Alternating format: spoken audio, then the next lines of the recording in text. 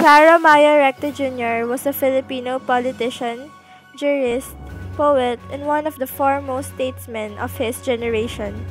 He is remembered for his nationalism, for the impact of his patriotic convictions on modern political thought.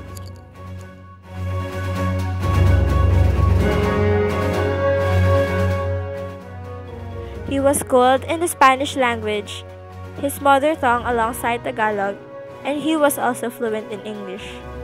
He initially gained fame as a poet while a student at University of Santo Tomas, when he published a book, Bajo los Cocoteros.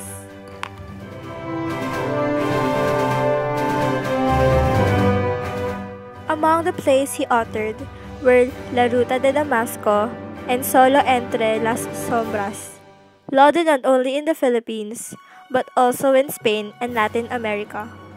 Both were produced and staged in Manila to critical acclaim in the mid-1950s.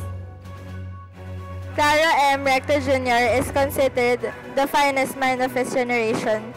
Through his speeches and writings, he was able to mold the mind of his Filipino contemporaries and succeeding generations, a skill only excelled by Rizal's.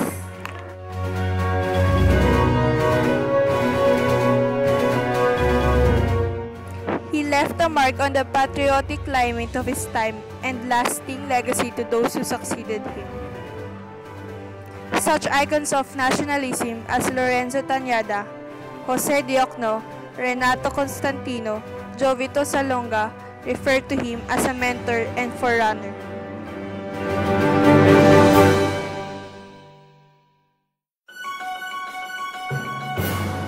Claim that Recto's brilliance is overshadowed by his inability to capture nationwide acceptance.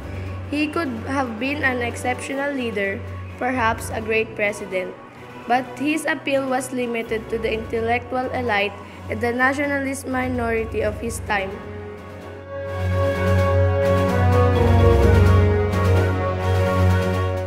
Claro M. Recto died of a heart attack in Rome, Italy, on October 2, 1960, while on a cultural mission and en route to Spain, where he was to fulfill a series of speaking engagements.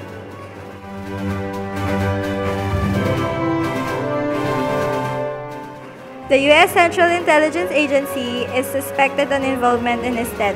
Recto, who had no known heart disease, met with two mysterious Caucasians wearing business suits before he died. The United States government documents later showed that the plan to murder Recto with a vial of poison was discussed by CIA Chief of Station Ralph Lovett and the U.S. Ambassador to the Philippines Admiral Raymond Spruance years earlier.